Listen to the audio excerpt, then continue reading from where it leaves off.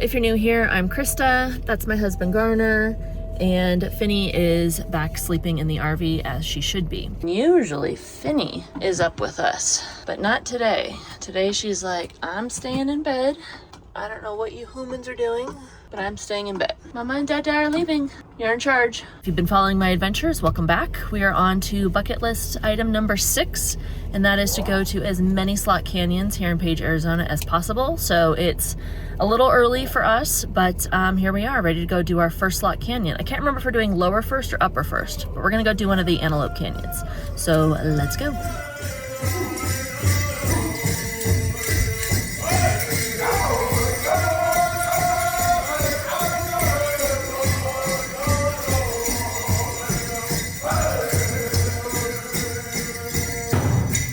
We are checked in and ready to go. We're doing Lower Antelope Canyon first. There is a $1,000 permit fee if you want to film, or a massive fine if you want to film without the permit. And I don't feel like paying either of those. So we're gonna be telling this story of the Lower Antelope Canyon in pictures. So we're gonna go wait for our group to be called and head into our first slot canyon. Garner, did you know we were doing slot canyons on this trip? Yeah. Okay, so you do listen sometimes? Say something? Yeah, that's what I thought. All right, Lower Antelope Canyon, here we come. Lower Antelope Canyon, just outside Page, feels like stepping into another world. This narrow slot canyon, known by the Navajo name Hazdistazí, meaning spiral rock arches, was carved over millions of years by powerful flash floods rushing through the desert. Each storm sends water roaring through the sandstone, slowly sculpting the smooth curves, twisting passageways, and flowing shapes you see today. The canyon sits on land belonging to the Navajo Nation, and it has long been considered a sacred place in Navajo culture. For generations, it was known only to local Navajo families before photographers and travelers began discovering it in the late 20th century. Today, visitors can only enter the canyon with Navajo guides who help protect both the fragile landscape and the cultural significance of the site. The canyon itself stretches about a quarter-mile long and reaches depths of around 120 feet, with ladders and staircases guiding visitors through its winding sandstone corridors. But even with those walkways, Lower Antelope Canyon is still shaped by the same force that created it, flash floods, which means this breathtaking canyon is always slowly changing. We just finished our first slot canyon tour of the Lower Antelope Canyon, and it was pretty cool. That's pretty cool. Yep. No sunglasses were hurt in the filming of this, other than yours. So you don't need your sunglasses when you're inside the canyon, obviously. And so I had them in my pocket, but I had them facing out, and I walked against the wall, and I scratched them. Oops. And usually I don't buy expensive sunglasses because I do stuff like this all the time. But I wanted some nice sunglasses that were gonna last me the trip and, you know, look decent, so I splurged. Made it, what, 1 week? No, I've had these for maybe a year. Oh, okay. Maybe a year. Yeah, it's still not long enough. Not long enough. But so I bought some expensive Maui Jim, which is not normally something I would spend money on, but I liked them, and now they're scratched. So other than that, it was an amazing trip. Just if you have sunglasses, put them in a case, or because you can't really bring very much inside the canyon, turn them in towards your body so that the lenses are not facing out, because there's some tight curves and you just might brush up against the wall and scratch your glasses. At least I'll always remember this. Every time I'm gonna look at this scratch, I'm gonna go, oh, remember that cool canyon? All right, we're gonna eat a little snack and head about 3 miles and go to the Upper Antelope Canyon tour.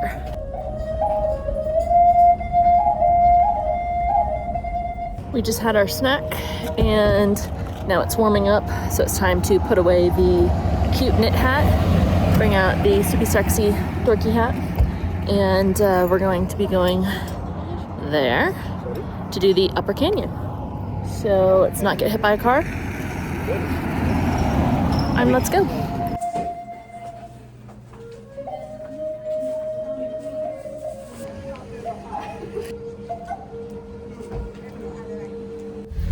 So let me get on a bus, and it takes us to the Upper Slot Canyon. You're just along for the ride. You have no idea what's going on. Sorry. It's pretty typical. Is it nap time yet? Hey. I'm just kidding. Still nap time for Phinny.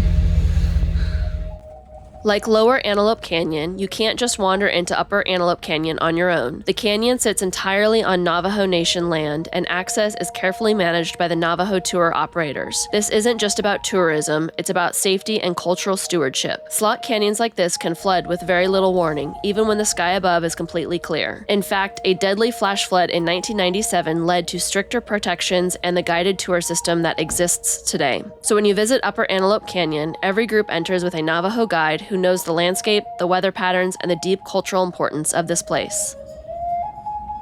Upper Antelope Canyon, working on slot canyon number 2. Looks like we're gonna enter right back there. Again, no filming is allowed inside, so we're gonna tell this story through pictures. Here we go. Are you ready, Garner? Yep. Let's do this. To reach Upper Antelope Canyon, you actually have to drive several miles across the sandy desert from the main road before arriving at the entrance. The canyon itself is known by the Navajo name bighánílíní, which roughly translate to the place where water runs through rocks. Like the Lower Canyon, it was known to Navajo families long before it became famous, but photographers helped bring global attention to it in the late 20th century when images of its glowing light beams began to appear in magazines and galleries. Upper Antelope Canyon is also quite different from the Lower Canyon. Instead of ladders and tight passageways, it's mostly flat and wider, with towering sandstone walls that rise around 120 feet above the canyon floor. The canyon stretches roughly 660 feet from end to end, and because it sits deeper and receives less direct airflow, it often feels noticeably cooler inside. Those tall walls and narrow openings are also what creates the famous shafts of sunlight that pour into the canyons during the middle of the day. So there's the exit to the Upper Antelope.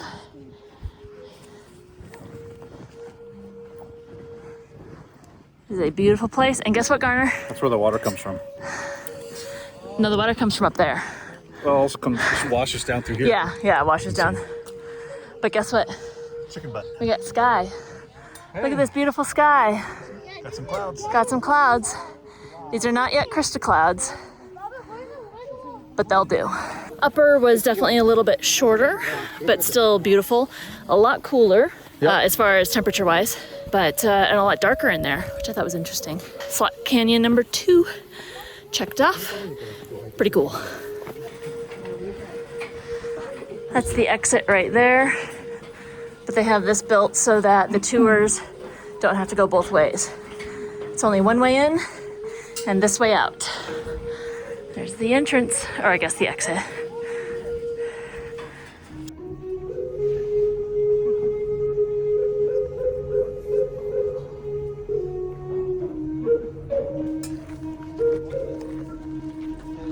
Beautiful, beautiful view.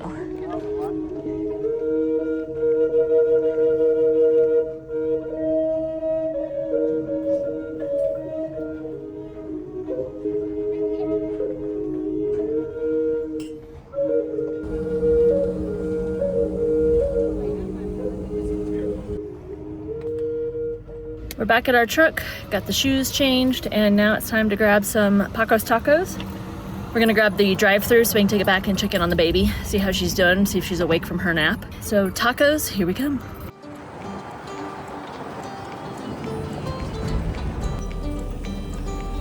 Can I get a number 1 combination, please? And what was it? Bean and cheese burrito. And a bean and cheese burrito, please. All right, thank you. All right, have a good one. Yeah. Or like to tell. Tacos. Did you miss us?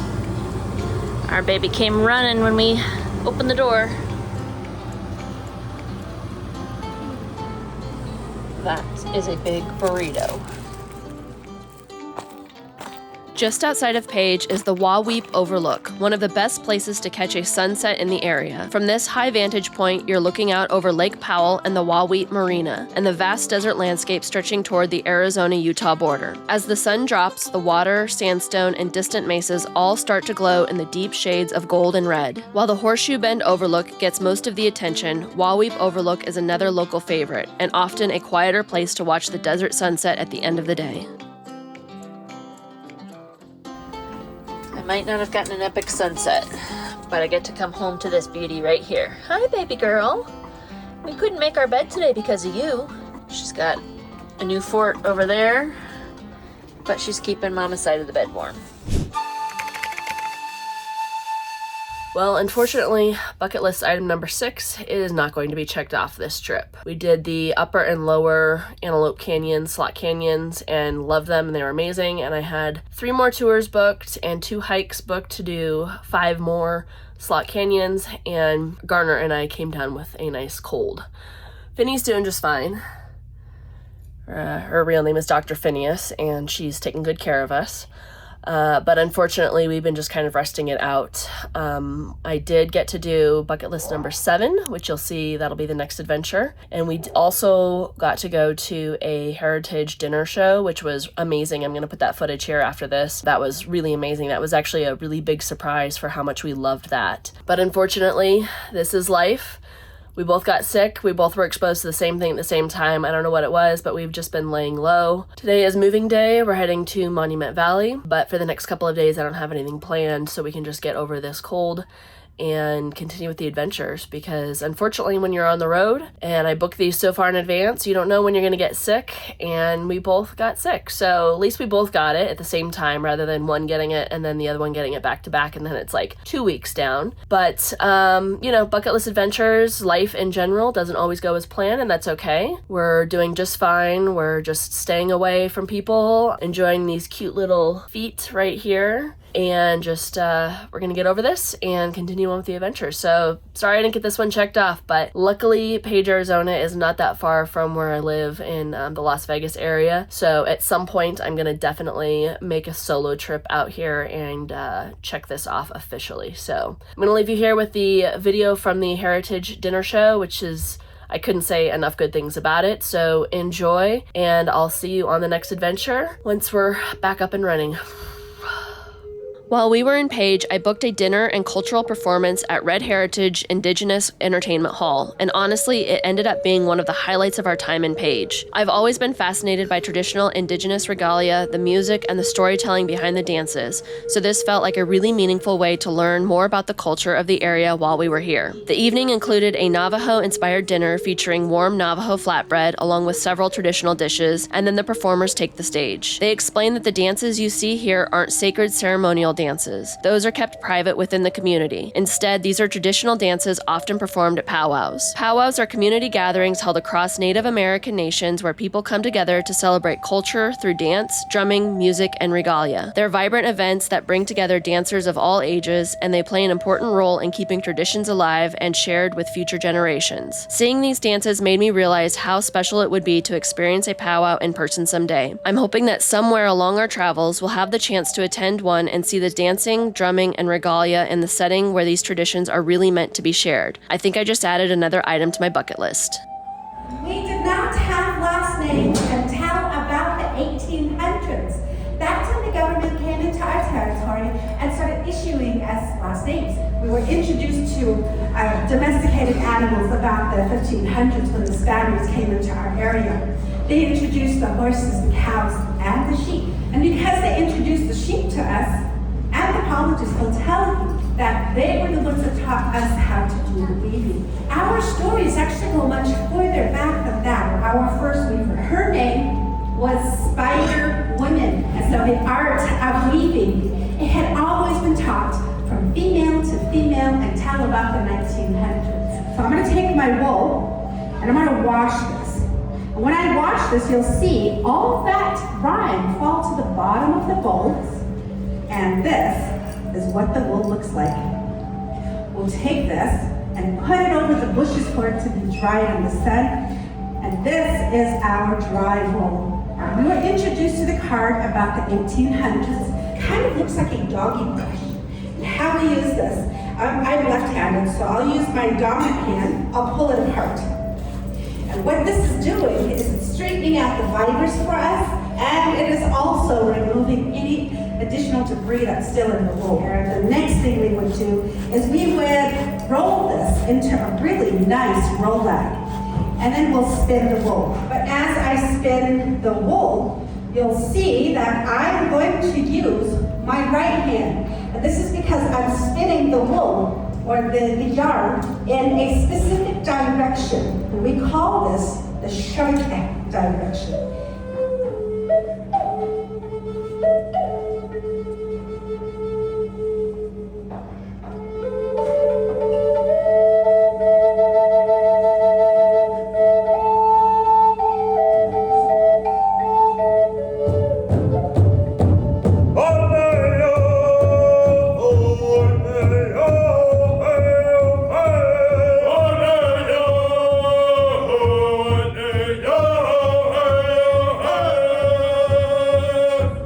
also use the grass dancers in the hunting of bisons or buffaloes. They would send the dancers out and they would pat the ground in a specific direction so that when the bisons came through, they would think this is a safe place to rest. The hunters and the grass dancers would come out and they would ambush the bison or the buffaloes. And it made hunting so much easier. And so this here is the grass dance. Let's give them a round of applause.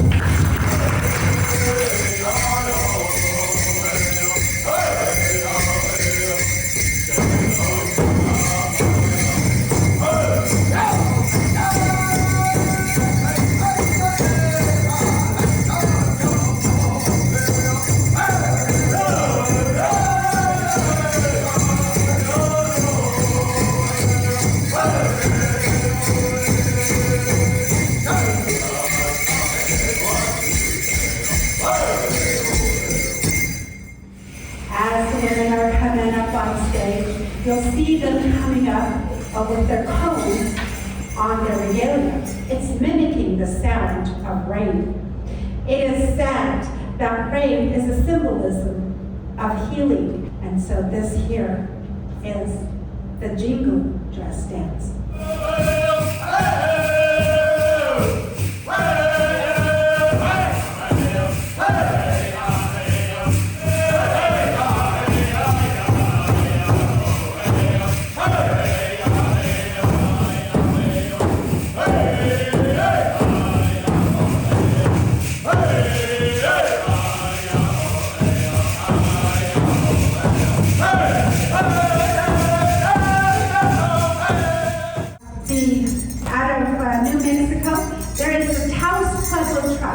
And it is said that they use this dance as a storytelling dance. You might recognize some of these formations. You might see an eagle, a flower, a basket, the junior hoop dance. Give them a round of applause.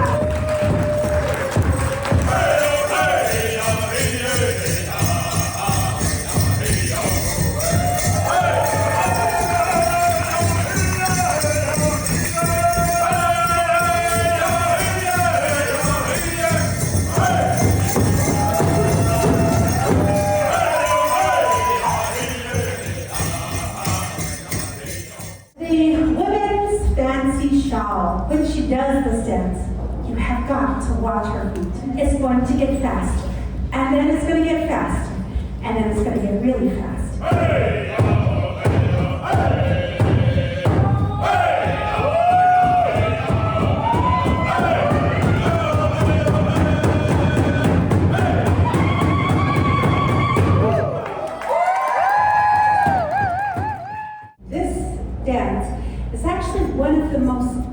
Dances that is done within the powwow circle. They are going to be telling you a story about the battle.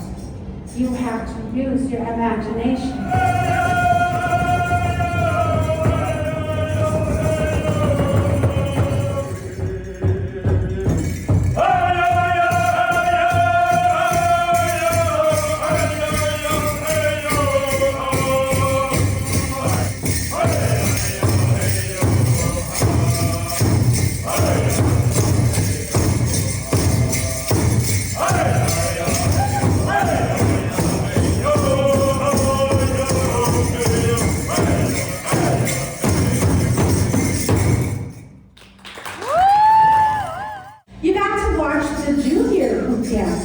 Now you get to watch the teachers.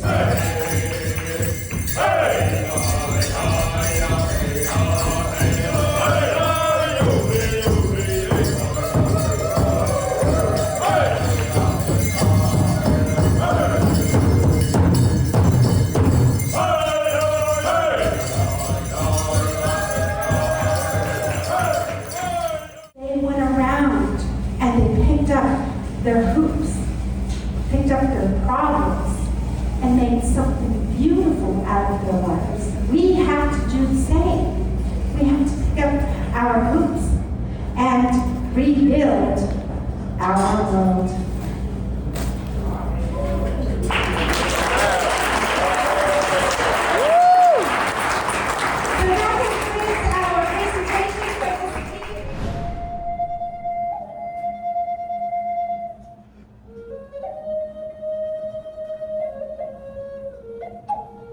In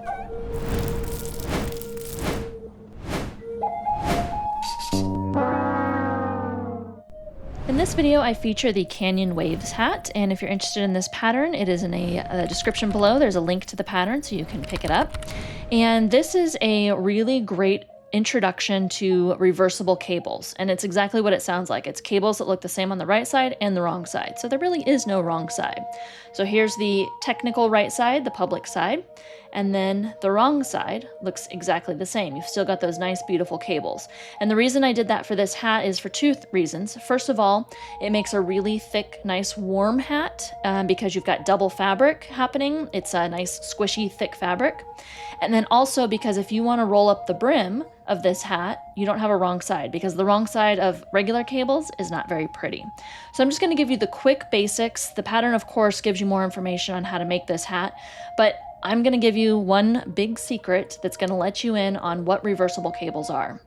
And that is when you work a fabric, a cable on a fabric that is a knit one, purl one ribbing. And the reason that is because if you look at knit fabric that is knit one, purl one, and it's squished together, it looks like stockinette stitch on this side. And if you turn it over, it looks like stockinette stitch on this side as well, because those purls disappear to the other side and the knits pop out to this side, and vice versa on this one as well. So the biggest secret to reversible cables is right there. K1, P1 rib, and you can work reversible cables. So for this particular stitch pattern, it's worked over 8 stitches. Now what that means is it looks like a 2x2 cable. So if we look down here at this cable here, it looks like a 2x2 cable. There's one row here, one row here, one row here, and one row here. It looks like it's a 4-stitch cable, meaning it's a 2x2. However, when you are working reversible cables, you want to double that because you're working for every knit stitch, there's a purl stitch. So it's a 4x4 cable. Super easy. That's all that the difference is. And so rather than just working knit stitches in my cable, I'm going to go ahead and work K1, P1 through my whole cable. So putting 4 stitches, which of those 4, you can only see there's 2 knits. The other 2 knits are on the other side, which makes it reversible on that side. Put those stitches to the front because I'm making a left slanting cable. And you're going to K1, P1 over the next 4 stitches. Knit 1, purl 1, knit 1, purl 1, working that 1x1 rib. Then put those 4 stitches back onto your left needle, or if you work them directly off of a cable needle, that's totally up to you.